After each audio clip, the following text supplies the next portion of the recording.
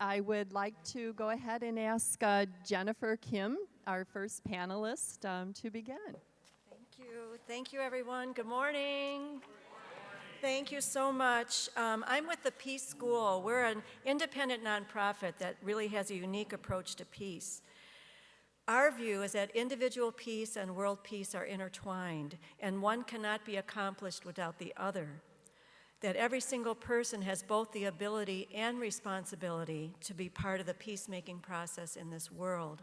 So 40 years ago, the late founder of the Peace School asked the mayor of Chicago to establish Peace Day, a day for people of all ages to focus their hearts and their minds and their actions on the positive side of peace building.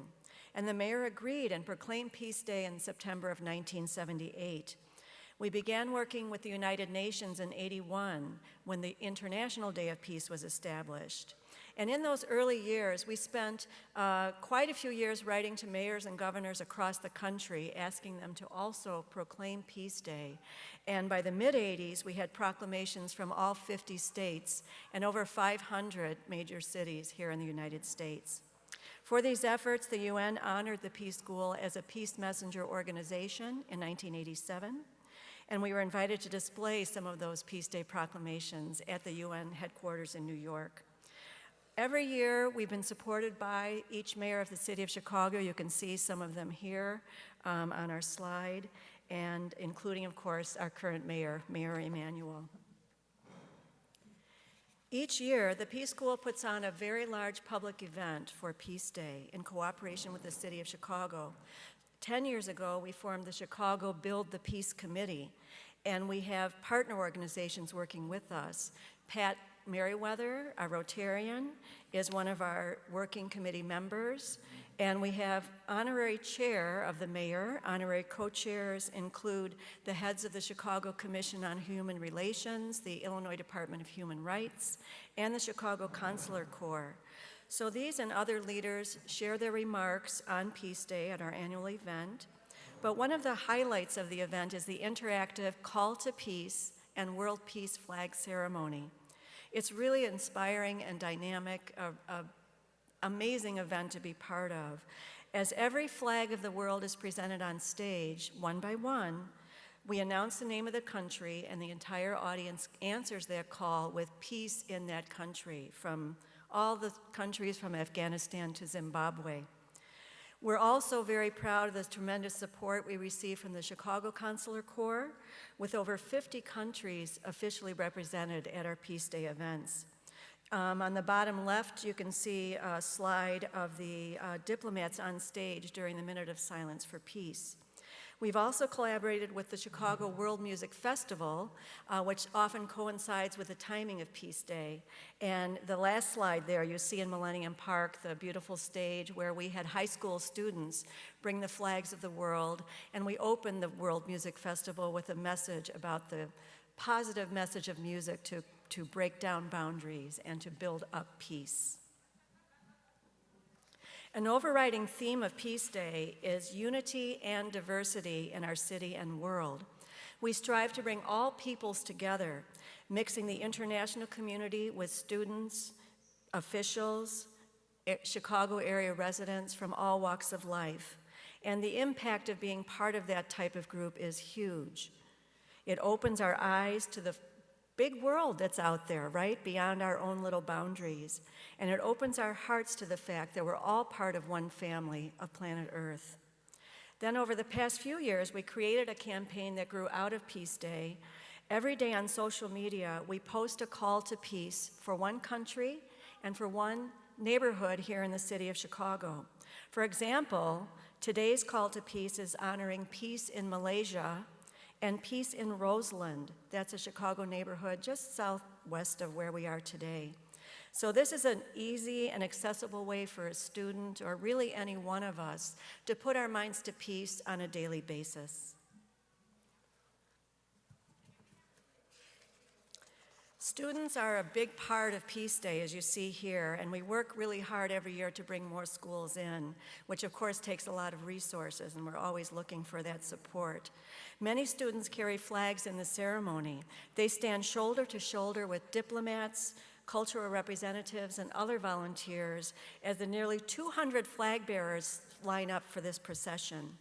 And then in the weeks leading up to Peace Day, our team gives free in-school workshops to the students participating in the downtown event. We discuss their role as peacemakers, provide an overview of Peace Day, teach them flag etiquette, and have them practice presenting the flag.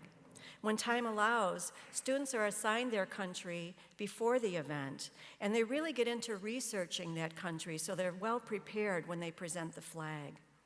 Other students, like the children you see in that first photo, represent the country of their heritage in the flag ceremony. Then students not carrying flags also have a really important role, and that is adding their voice to the call to peace. We practice this in school, in the workshops, and it's really heartening to hear the student voices come in with the rest of the audience calling out peace for every country of the world.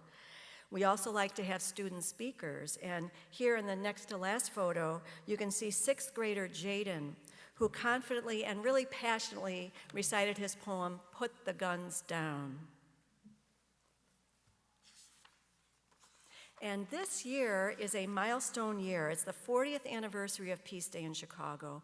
Over the decades, we've had cultural performances from all over the world.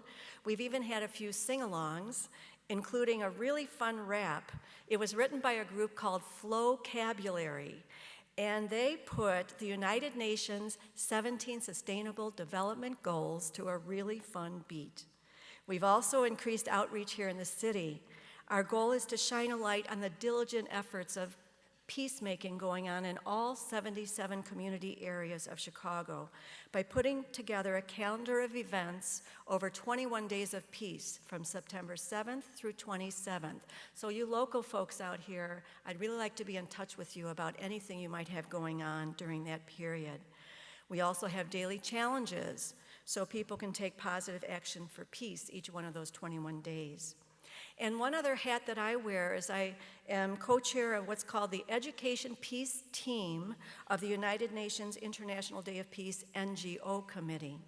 Our team's made up of people interested in peace education, and anyone's welcome to join.